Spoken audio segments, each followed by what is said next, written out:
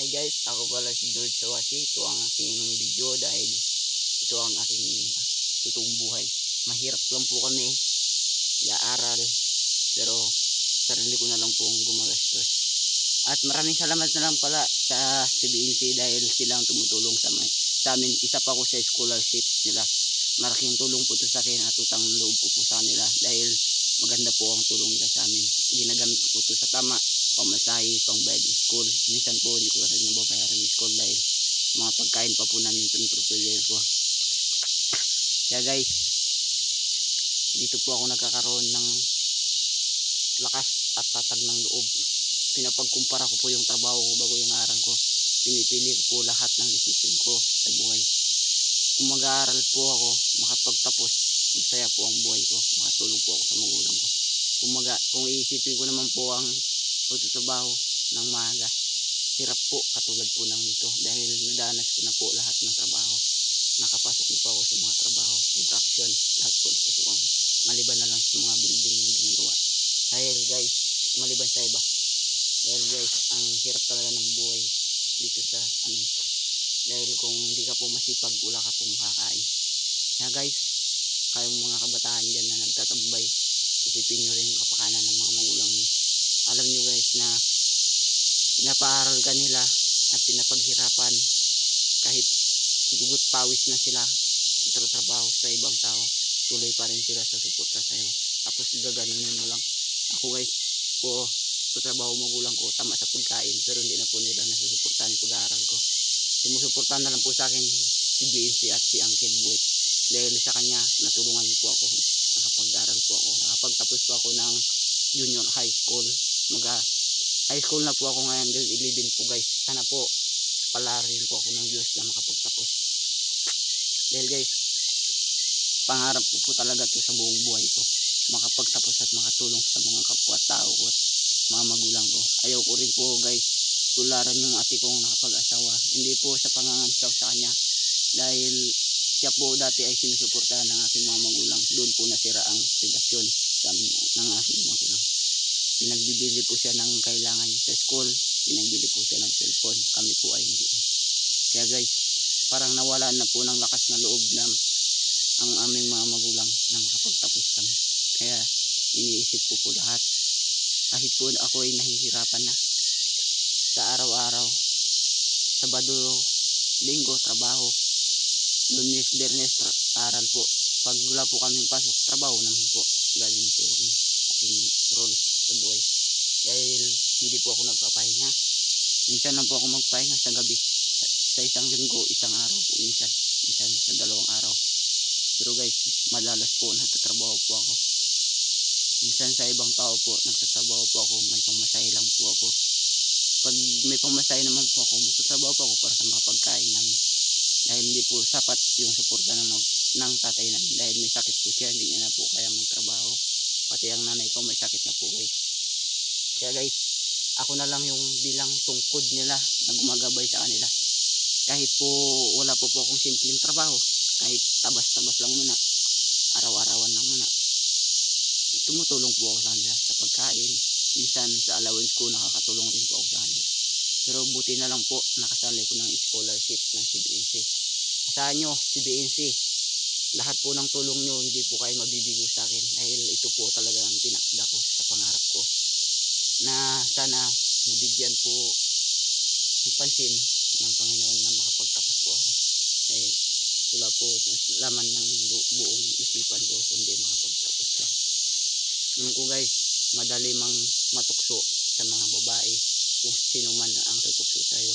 Pero isipin mo rin po sana na lahat ng tukso na to bigla na lang maglalaho kapag wala ka na sa kanila.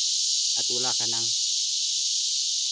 ka ng mga hari-harian. At guys, yung mga babae na guys nakakapagtapos dahil iniisip nila yung mga kapakanan ng magulang nila. Pero yung mga babae na nakapangtukso, yung nakapag-asawa kagad, guys, intindihin nyo naman guys, kadami na nakapag-asawa pero nahihirapan. Isipin nyo, tingnan nyo kapaligiran nyo kung anong kalagayan. Lahat para na lang silang kung ano-ano guys. Kasi ito po talaga yung desisyon na hindi mo mapipigilan kapag ikaw na nasa sapat na edad. 18 years old na po ako. Marami po nagsasabi sa akin na makapag-asawa na daw po ako dahil masipag ako. Pero tinatanggihan ko po kasi alam ko sa sarili ko na hindi ko pa po kayang makapag-asawa.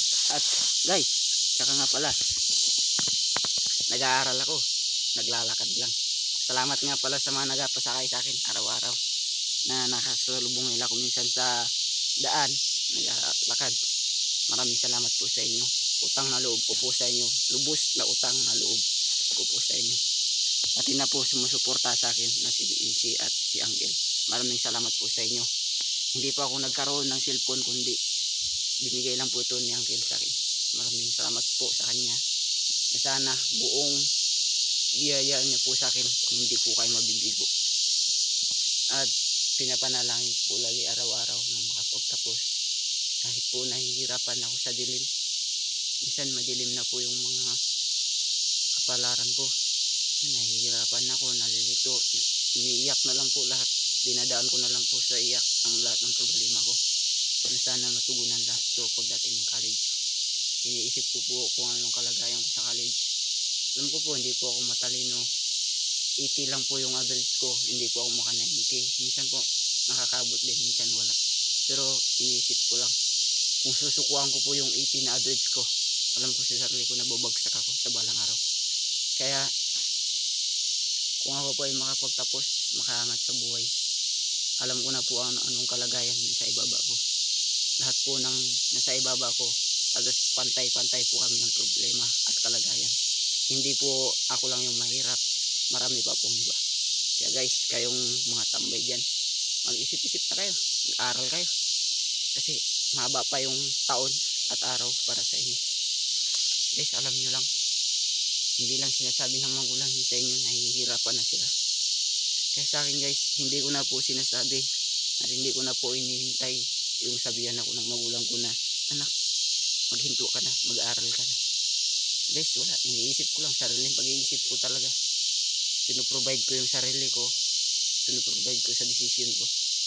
Opo, alam ko po sa pag-aaral, palipat-lipat po ako ng kurso. Nakaraan po ay engineering ng kurso ko, ngayon po ay business na. Pero pinapag-isipan ko pa po lahat ng to. Alam ko pong marami pong labag na salita sa akin at labag na mga tao. Madami pong nagsasabi sa akin na, ala, nagsasabi ka na ng tapos, hindi ka pa malapit sa hantungan. Marami ka pang tao na daanan, sasalita ka na ng tapos. Okay lang guys, kung nagsasalita ako ng tapos, tapos na akong tapos. Basta mag-aral ako. Kahit sino man ang bumangga sa akin, kahit 1,000 mang tao ang bumangga sa iyo, kung gugustuhin mo, makakapagtapos ka guys. Pero kung 1,000 man ang sumusulsul sa iyo, makapagtapos, kung ayaw mo naman, hindi, wala kang mapawala. Silang magtatapos, ikaw wala. Kaya guys, yun naman ngayon. Madami ng hirap. Walang makain. Walang matirahang bahay. Yan. Yan ang kapalaran ng hindi nag-iisip. Mag-iisip kayo ng maayos abang maaga pa. May oras pa tayo at taon. Madami pa tayong kakainin kanin. Kaya dahil sa akin, nag-aaral ako, hindi ako nagpapahinga. Minsan absent po ako ng pag-aaral. Masakit po kasi yung katawan ko. Pero hindi po ako nag-absent para tamarin. Hindi po. Nag-absent lang po ako kahit may kailangan akong gawin. Mga kailangan, trabaho, tulong sa magulang, ganun po. Tulad na lang po kahapon. Galing po kami ng bundok, pinaka-bundok. Nagtulong po ako sa lolo ko na kainin. Dahil wala po talaga kami makain, wala na po kami bigas. Naubos na po yung bigay sa amin ng 15. Maraming salamat na rin po sa kanya dahil nabigyan niya kami ng bigas nakaraan. Ngayon, nagkakainin naman po kami. Tinulungan ko po si lolo kahapon na magtabas. Kaya guys, sa mga tao dyan na nagsasabi na bawal magkainin, and alam nyo, hindi nyo mababawal ang kainin. Kung binawal nyo ang pagkakainin, maaaring mamamatay lahat ng tao dahil wala silang makain. Kaya kami guys, kahit bundok na, nagsisikap kami ni lolo na makapagkainin doon para may makain ang lahat ng pamilya. Dahil guys, hirap talaga ng buhay. Sabi nga ni lolo sa akin, kung wala lang daw kami at wala lang daw siyang mga apo, ayaw niya na pong umakyat ng bundok kay masyado na po siyang mahina. Hapon po yung mga dala niya, ako lang po nagdala sa kanya. At po ng bitbit niya, pinangkukuha ko po. Kasi nalugmok po siya sa bundok dahil nadulas po siya. Kaya ako na lang po yung gumagabay sa kanila. Kahit matanda na po sila, tinutulungan ko po sila. Kaya guys, kayo sana pag-isipan nyo lahat ng desisyon nyo yan. Alam ko, hindi po masamang magjiwa, hindi po masamang ma-inlove sa isang tao, pero control naman po. Hindi naman po pasobra-sobra. Dahil ikakapahamak po ito lahat. At ikakapahamak ng pamilya nyo. Alam nyo guys, kung nakapag-asawa kayo, hindi na po, yung halimbawa, mayaman po yung tatay nyo, mayaman po yung nanay nyo. Kapag asawa, kala nyo makukuha nyo lahat ng kayamanan nila. Hindi.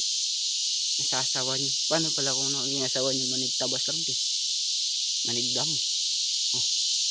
Ano mapapala nyo? Ipapalayas kayo ng magulang, ipapasama kayo sa manigdamo, manigrabas sa ano na ng buhay. Hirap guys. Hirap talaga ng buhay nyo. Kung wala kang sariling sikap, walang magbibigay sa'yo. At walang susuporta sa'yo guys kung hindi ka magsisikap talaga. Pero kung nasisikap ka, asahan mo, nasa tabi mo lang ang suporta. Parang tulad sa akin, nakikita nila ako minsan naglalakad, minsan mag-aaral walang baon, minsan mag-aaral walang ulam, may kanin walang ulam, ganun lang.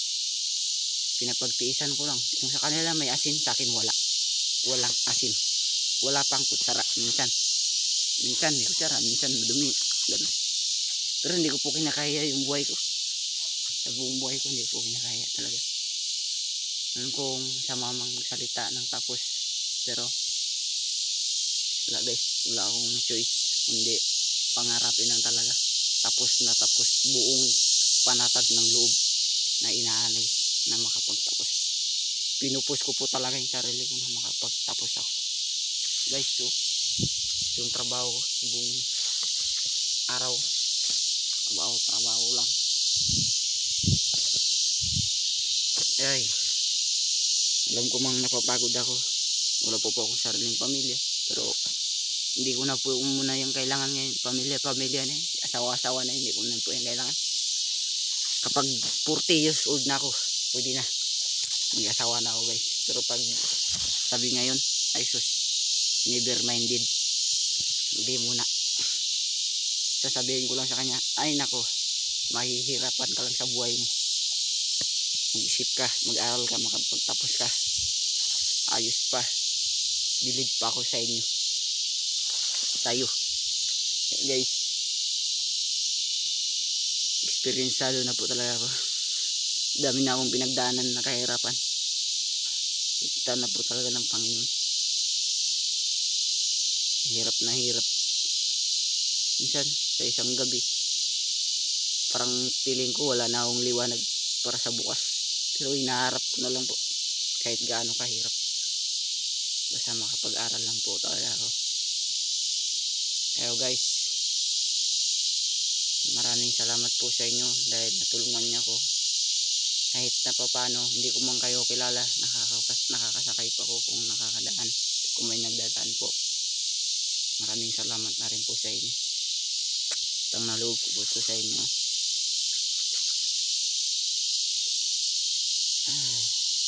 Maraming salamat po. Hanggang doon lang po. Goodbye guys. Trabaho na ako.